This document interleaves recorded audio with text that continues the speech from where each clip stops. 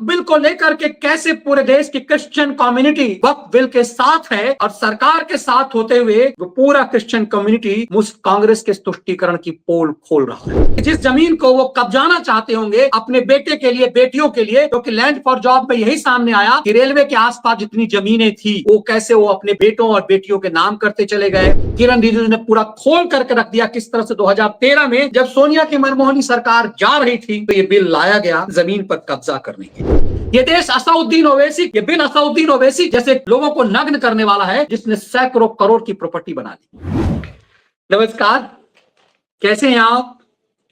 जब कभी भी आप नरेंद्र मोदी के किसी नीति से नाराज होते हैं तो आपको एक बार वक्फ बिल संसद में पेश करने और उस वक्फ बिल पर पूरे विपक्ष को धराशाही कर देने के एजेंडे को समझना पड़ेगा। संभवतः वक्फ बिल मोदी सरकार का वो पहला बिल है पिछले 11 सालों में जिसने कांग्रेस और पूरे विपक्ष को निढाल कर दिया।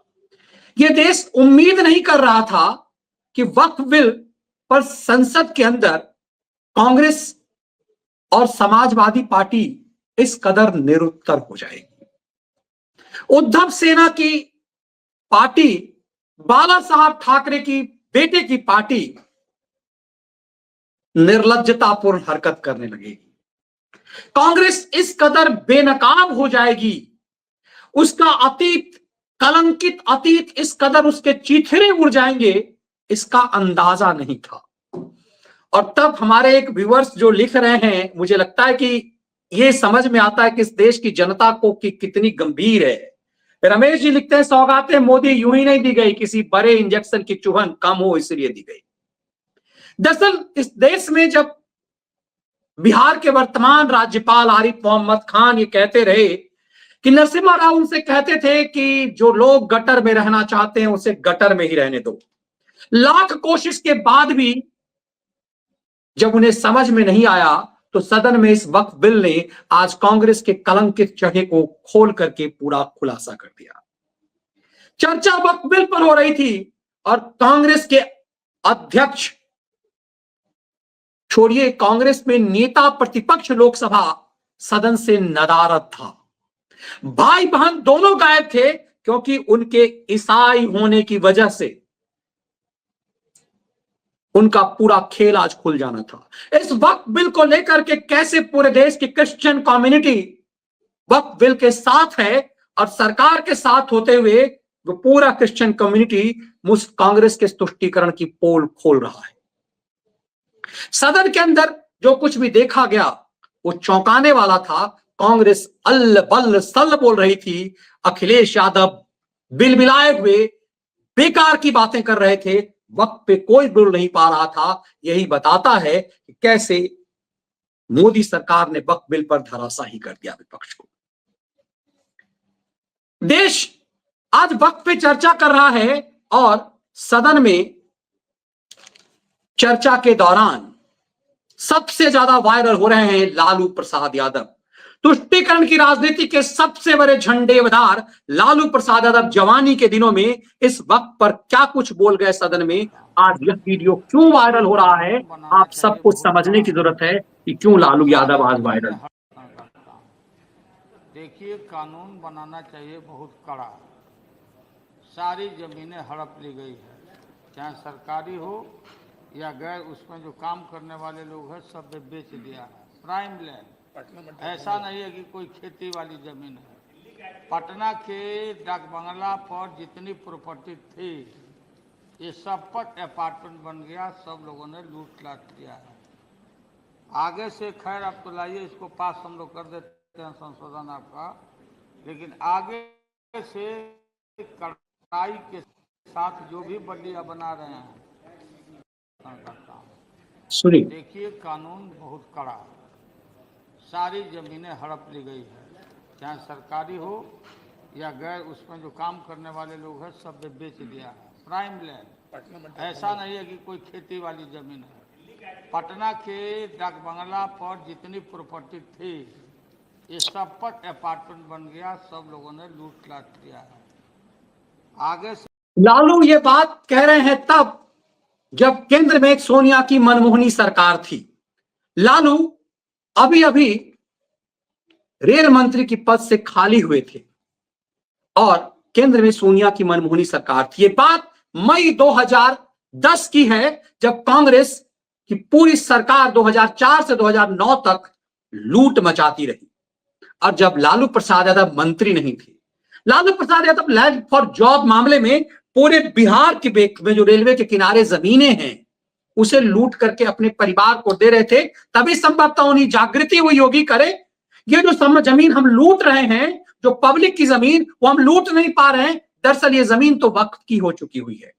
लालू डाक बंगला चौराहा जो पटना का सबसे महंगा इलाका है, वहां की जमीन वक्फ के होने की बात कर रहे हैं और सोनिया की मनमोहनी सरकार से कह रहे थे उस समय में कि वक्फ अमेंडमेंट बिल लाइए, हम लोग इसे पास करवाएंगे।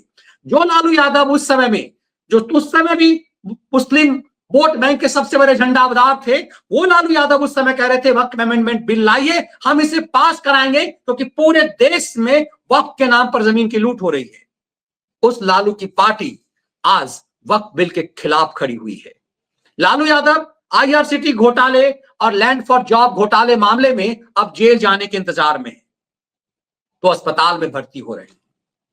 लालू जैसे भ्रष्टतम व्यक्ति भी कह रहे हैं कि वो इस लैंड फॉर जॉब के मामले में जो जमीन कब्जाना चाह रहे थे, जो सब मैंने कहा कि संभवतः यही उनकी मजबूरी रही होगी कि जिस जमीन को वो कब्जाना चाहते होंगे अपने बेटे के लिए, बेटियों के लिए, क्योंकि लैंड फॉर जॉब में यही सामने आया कि रेलवे के आसपास जितनी जमीनें थी वो कैसे वो अपने बेटों और बेटियों के नाम करते चले गए, लोगों से संपत्ति छीनी नौकरी देने के लिए, और वो जमीन अपने बेटों और बेटियों के नाम कर गए। इस मामले में लालू यादव पूरा कुनबा चार्जशीटेड है। वही लालू यादव बता रहे हैं कि पटना में महंगी महंगी जमीन वक्फ की हो चुकी हुई है। ये वीडियो वायरल उस समय हो रहा है जब संसद में वक्फ बिल पर चर्चा हो रही है। कमाल की बात यह है कि वक्फ बिल पर जब चर्चा होगी, सरकार घबराई हुई थी कि उसकी पार्टी सहयोगी उसमें साथ देंगे या नहीं। कांग्रेस उसका पूरा इकोसिस्टम चंद्रबाबू नायडू और नीतीश कुमार को भड़काने में लगा हुआ था कि इससे मुस्लिम वोट बैंक छिटक जाएगा, लेकिन यह बैक बाउंस हो जाएगा, इसकी कल्पना कांग्रेस ने नहीं की थी। मुस्लिम समुदाय का एक बहुत बड़ा ग्रुप सड़क पे उतर आया वक्फ बिल के सपोर्ट में। पूरे देश की क्रिश्चियन कम्युनिटी वक्फ बिल के सपोर्ट में आ गई, तो राहुल गांधी और सोनिया गांधी की जमीन हिल गई। क्रिश्चियन मां के बेटे राहुल गांधी और प्रियंका वाड्रा संसद से गायब थी। देश में इतना महत्वपूर्ण बिल था, तमाम पॉलिटिकल पार्टियों ने व्हिप जारी किया हुआ था, बीजेपी से लेकर के, समाजवादी पार्टी से लेकर के, आरजेडी से लेकर तमाम पॉलिटिकल पार्टियों ने व्हिप जारी किया हुआ था, और कांग्रेस पार्टी का नेता प्रतिपक्ष खुद सदन से गायब था। इसकी जिम्मेदारी कांग्रेस ने गौरव गोगोई को थमाई। वक्त पर बोलने के लिए जब देश के अल्पसंख्यक मामलों के मंत्री ने इस बिल को पेश किया, तो सबसे पहले जिसको बोलना था, उसे सबसे बड़ा झंडादार बनना था वक्फ बिल के खिलाफ। जिसको सबसे बड़ा झंडादार बनना था, वो सबसे बड़ा झंडेदार बनने के लिए गौरव गोगोई को उतारा गया। गौरव गोगोई जब संसद में बयान देने के लिए उतरे तो ऐसा लगा कि कांग्रेस ने क्या कर लिया। गौरव गोगोई को मैदान में उतार कर ऐसा लगा कि कांग्रेस ने सुसाइडल स्टेप अपना लिया क्या। गौरव गोगोई के पास बोलने के लिए कुछ भी नहीं था, वो ऊल जुलूल बोलने लगे। गौरव गोगोई कांग्रेस पार्टी के झंडावदार बने। उससे पहले ही किरण रिजिजू ने समझा दिया था विपक्ष को कि कांग्रेस के साथ मत आओ, अभी भी अवसर है, इस बिल के सपोर्ट में आ जाओ, ये कांग्रेस कब्र में जा रही है और खुद तुम्हें भी ले जाएगी। ये बात जब किरण रिजिजू कह रहे थे कि 400 पार था, जो कांग्रेस थी वो जमींदोज हो गई, इसलिए क्योंकि मुस्लिम तुष्टीकरण अपनाने लगी। मुसलमानों को भी धीरे धीरे लगने लगा कि कांग्रेस किसी लायक नहीं है। सोचिए, गौरव गोगोई को मैदान में उतारा गया क्योंकि कांग्रेस के पास अब कोई ऐसा हथियार है ही नहीं। कांग्रेस के पास कोई बेहतरीन ऑरेटर नहीं है। आज दिग्विजय सिंह जैसे लोग किराए से किसी तरह से राज्यसभा में दस्तक दिए हुए हैं, उसके जैसा व्यक्ति नहीं। उसके पास एक मनीष तिवारी जैसा व्यक्ति था, लेकिन कांग्रेस में चंपूगिरी पसंद है और इसीलिए संभवतः अब मनीष तिवारी जैसे लोग भी वो कर नहीं पा रहे हैं। गौरव गोगोई जो तेरे सिंधिया जैसे लोग थे, कांग्रेस के पास कोई ऐसा है नहीं, एक फूका हुआ कारतूस जो अधीर रंजन चौधरी था, उस लेवल का भी नेता नहीं आया। तो लोकसभा में कांग्रेस के पास सबसे बेहतरीन ऑरेटर जो था वो गौरव गोगोई था। सोचिए कांग्रेस का स्तर को देख लीजिए कि कांग्रेस के पास कितने महत्वपूर्ण बिल के लिए जो व्यक्ति था वो गौरव गोगोई था, और गौरव गोगोई ने कांग्रेस को क्लीन बोल्ड कर दिया। गौरव गोगोई पॉइंट पे कभी आ ही नहीं पाए, और गौरव ने जो कुछ भी बोला उससे लगा कि किस तरह से कांग्रेस हिली हुई है, उल जुलूल बातें कर रही है। कुछ हफ्ते पहले देश में विभिन्न जगहों में लोगों ने ईद की शुभकामनाएं एक दूसरे को दी, और क्या आपको पता है कहां कहां इनकी डबल इंजन की सरकार ने लोगों को रास्ते पे ईद का नमाज भी पढ़ने नहीं दिया। और ये बात करेंगे आप सोचिए, मतलब बात हो रही है अमेंडमेंट पे, वक्फ बिल पे, और कांग्रेस कर रही है कि सड़कों पे मुसलमानों को ईद की नमाज नहीं पढ़ने की। इनको चिंता इस बात की थी कि मुसलमानों को सड़क पर नमाज नहीं पढ़ने की। ये पूरी तरह से इस पे आए कि यूएपीए पर झूठ फैलाया गया, यूपीए सरकार पर झूठ फैलाया गया, जबकि किरण रिजिजू ने पूरा खोल करके रख दिया किस तरह से 2013 में जब सोनिया की मनमोहनी सरकार जा रही थी तो ये बिल लाया गया जमीन पर कब्जा करने के लिए। गौरव गोगोई कह रहे हैं कि संशोधन की जरूरत तो है, वो खुद मान रहे हैं कि वक्फ बिल में संशोधन की जरूरत है, लेकिन क्या जरूरत है वो ये नहीं बता पाए। और लगातार ये कह रहे कि मुसलमानों को बदनाम किया जा रहा है। अरे ये मुसलमानों के बदनाम करने के लिए का मामला ही नहीं था। ये बिल दरअसल कांग्रेस के कुकृत्य को खोलने वाला था। ये बिल कांग्रेस के कुकर्म को देश के सामने बताने वाला था। लेकिन गौरव गोगोई भटकते हुए कहां गए? गौरव गोगोई 1857 की बात करने लगे। गौरव गोगोई इस देश की आजादी में मुसलमानों की भूमिका बताने लगे। सोचिए, दरअसल गौरव गोगोई कांग्रेस को क्लीन बोल्ड कर रहे थे। यह देश जानता है कि इस देश के विभाग आजादी में मुसलमानों की भूमिका यह है कि उन्होंने पाकिस्तान मांगा। सच यही है कि इस देश के मुसलमानों ने कहा कि हम साथ नहीं रह सकते, और इस देश का अधिकतर मुसलमान जिन्ना के साथ था। जो लोग जिनके बाप दादा यहां नहीं गए उनकी कुछ ना कुछ लाचारी थी, अपनी जमीन बचाने की लाचारी थी, या फिर वो इतना दूर जा नहीं सकते थे इसकी लाचारी थी। वरना बिहार, उत्तर प्रदेश, महाराष्ट्र, इन सब राज्यों में मुस्लिम लीग लगातार जीत नहीं रहा होता। पाकिस्तान के पक्ष में जब मुस्लिम लीग ने आवाज दी तो वोटिंग बिहार, यूपी, महाराष्ट्र समेत उन राज्यों के लोगों ने ज्यादा की जो बिहार में, जो भारत के हिस्से में रह गए। कमाल की बात यह है कि सिंध में, पंजाब में, बलूचिस्तान के लोगों ने पाकिस्तान मांगा ही नहीं, जो पाकिस्तान में चला गया। जिन लोगों ने पाकिस्तान मांगा वो इधर के लोग थे, जिनके पुरखों ने पाकिस्तान मांगा और बड़ी संख्या में भागे। एक भाई भागा, दूसरा यहां रह गया। ये देश जानता है, लेकिन गौरव गोगोई को आज इस पर बोलने की जरूरत नहीं थी, क्योंकि गौरव गोगोई या कांग्रेस पार्टी देश को गुमराह नहीं कर सकती थी। संसद को मूर्ख बनाया गया और यह कहा गया कि 1942 के भारत छोड़ो आंदोलन में, 1857 के आंदोलन में इनकी भूमिका है। इसकी जरूरत नहीं थी, इन सब चीजों की चर्चा करने की भी जरूरत नहीं थी। ये घाव, हिंदुओं के घाव को उकेरने वाला मामला था। ये हर कोई जानता है कि 1857 का युद्ध क्यों हुआ। ये हर कोई जानता है कि 1942 के भारत छोड़ो आंदोलन में मुसलमानों ने पार्टिसिपेट ही नहीं किया, कुछ लोगों को पर्टिकुलरली छोड़ करके, क्योंकि मुसलमान 80% जो हैं वो मुस्लिम लीग के साथ थे, और मुस्लिम लीग 1942 के भारत छोड़ो आंदोलन में साथ ही नहीं थी। वो आंदोलन उसका था ही, उसका विरोध किया था भारत छोड़ो आंदोलन का। गौरव गोगोई जब ये झूठ बोल रहे थे तो एक तरह से उन लोगों को भी गुमराह कर रहे थे कि जो लोग इस बिल में कांग्रेस की चापलूसी के कारण, तुष्टीकरण के कारण, या फिर समझिए कांग्रेस के खैरात के कारण साफ थे। आज दुख इस बात का है, कमाल की बात यह कि आज भी जब मैं देखता हूं यूट्यूब पर खैरातियों को, तो गौरव गोगोई का महिमा मंडन कर रहे हैं कि गौरव गोगोई ने कमाल कर दिया। अल्पसंख्यकों की स्थिति खराब है, ये बात 60 साल तक इस देश पर शासन करने वाली कांग्रेस कह रही है। जो लूट की छूट इस मामले में दी, ऐसा लग रहा है कि कांग्रेस सबसे ज्यादा नग्न हो गई इस मामले में, और इसी की बौखलाहट थी। गौरव गोगोई और कांग्रेस इस बिल की किसी भी बुराई पर कोई पॉइंट नहीं कर पाए। और कमाल की बात यह है कि इसमें ऐसा लगा कि पूरी तरह से किरण रिजिजू ने इन सबको नग्न कर दिया। आप मर्सी पिटीशन दे रहे हैं, ये देश के लिए, ये देश, वो कह रहे हैं कि जिन्ना के खिलाफ ये लोग थे, कि पूरा देश जानता है कि इस देश का मुस्लिम समुदाय 80 to 90% मुस्लिम समुदाय जिन्ना के साथ था। वो जा नहीं पाया पाकिस्तान, इसमें 90% यहां रह गए। वो उनकी लाचारी, उनकी मजबूरी थी, प्रॉपर्टी बचाने की मजबूरी, एक भाई चला गया दूसरा भाई रह गया, इस बात को लेकर के मजबूरी। ये खैरात और इस देश को गौरव गोगोई संसद में आज वक्फ बिल पर गुमराह कर रहे थे, जबकि किरण रिजिजू क्लियर कर चुके थे ये वक्फ बिल आम मुसलमानों के हित में है, चुनिंदा कुछ लुटेरे जो हैं उनके खिलाफ है। यह बिल आजम खान जैसे लुटेरों के खिलाफ है जो आज सजा भुगत रहा है, जो जेल में है।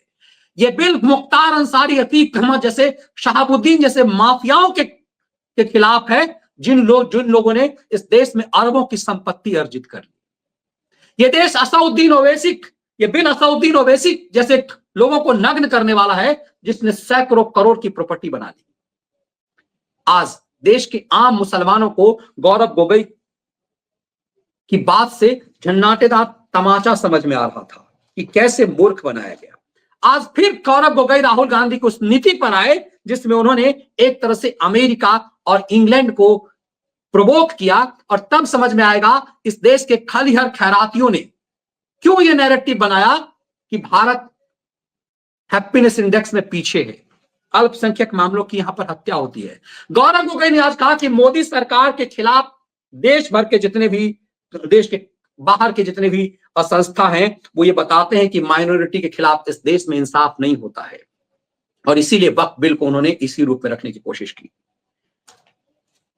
और कमाल की बात है कि भिखारी बना देने वाले, जिस कौम को इन लोगों ने भिखारी बना दिया, उसे गुमराह लगातार कर रहे हैं। इस बिल पर अखिलेश यादव और ज्यादा बेवकूफ बनते नजर आए। अखिलेश यादव ने जिस तरह से उल जुलूल की हरकतें करनी शुरू कर दी, उन्हें ईद में नहीं जाने दिया गया, उन्हें किसी इफ्तार पार्टी में नहीं जाने दिया गया, यह मामला उनके सुरक्षा से जुड़ा हुआ था। यहां पर इस बात की चर्चा करने की जरूरत ही नहीं थी। अखिलेश पूरी तरह से भटके हुए नजर आए और भाजपा अध्यक्ष की बात करने लगे। तो अमित शाह ने कैसा नग्न कर दिया। इस पूरे बिल के दौरान ऐसा लगा अखिलेश यादव बेपटरी हो गए, और तुष्टीकरण के सबसे बड़े झंडावदार, जो आदमी उत्तर प्रदेश में चाहता है कि हम कांग्रेस के को घुसने नहीं दें, वो अखिलेश यादव ये कहते नजर आए कि हम पूर्ण रूप से नहीं तो नहीं साथ हैं कांग्रेस पार्टी के, लेकिन कहीं ना कहीं मैं उनके साथ खड़ा हूं। और तब समझ में आया कि गौरव गोगोई इस पूरे मामले में कैसे झंड कर दिए गए। अखिलेश यादव ने यह कहा कि पूरी तरह से नहीं, लेकिन वो कांग्रेस के ज्यादातर मामलों के साथ हैं, और उसके बाद वो नोटबंदी समेत अलग अलग ऐसे मुद्दे पे आ गए जिससे लगा कि सही में अखिलेश बेपटरी हो गए। गंगा जमुनी तहजीब की बात करने लगे, और पूरी तरह से नाकामी वाला ये बिल। उन्हें लोकसभा के स्पीकर ओम बिरला को यह कहना पड़ा कि भाई साहब आप वक्त पे तो आइए। हद दर्जे की बात यह कि अखिलेश यादव इस बिल पर चर्चा करते हुए मुस्लिमों के एकजुट होने के लिए देश में बात करने लगे कि सरकार मुसलमानों को जातियों में बांट रही है। लेकिन कमाल की बात यह है, उन्होंने कहा कि देश जाति में बटेगा, पीडीए में बटेगा। तब समझ में देश को आया कि अखिलेश यादव जैसे लोग, समाजवादी पार्टी जैसे लोग हिंदुओं को तोड़ने में विश्वास करते हैं, और मुसलमानों को जिनका हक छीना जा रहा है उन्हें जोड़ने की बात कर रहे हैं।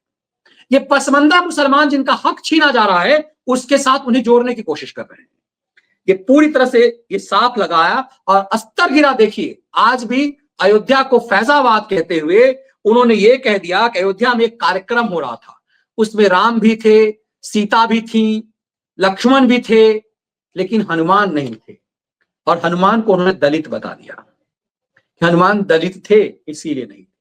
कमाल की बात है कि इसी सदन के अंदर सरकार के एक मंत्री ने कहा था कि हम ऐसी संतति हैं, हम ऐसी कौम हैं जो उत्तराधिकारी बेटा को नहीं भक्त को मानते हैं। इसीलिए इस देश में हर जगह कहीं पर भी लव कुश की मूर्ति मंदिर नहीं है, लेकिन हर जगह राम से ज्यादा हनुमान की मूर्ति है। इस देश को कैसे गुमराह करते हैं ये लोग, ये समझिए। इस देश में राम से ज्यादा हनुमान की मूर्ति है और प्रभु राम कह चुके हैं कि मुझसे पहले मेरे भक्त की पूजा होनी चाहिए। इसीलिए हनुमान भक्तों की संख्या ज्यादा है, क्योंकि उसके मर्यादा पुरुषोत्तम ने कहा हुआ है कि मुझसे पहले हनुमान की पूजा कीजिए। अखिलेश यादव ने इस स्तर पर गुमराह करने की कोशिश की कि ये हनुमान जो है वो दलित हैं, इसीलिए योगी आदित्यनाथ के कार्यक्रम में वो नहीं था। इस स्तर तक ये लोग उतरे और ये तक कह गए कि कितनी महिलाओं को टिकट देंगे आप। कमाल की बात यह है कि जब मुस्लिम महिलाओं, कितनी मुसलमानों को आपने टिकट दिया है, इस पर आए वो किरण रिजिजू के मजहब पे हमला करने लगे। जरा सोचिए, क्योंकि वो बुद्धिस्ट हैं और बुद्धिस्टों की संख्या चूंकि कम है, तो किरण रिजिजू उनके मजहब पर हमला कर दिया कि आप तो हमारे पुराणों को, हमारे धर्म ग्रंथों को नहीं मानते, आप कैसे हो गए सनातनी।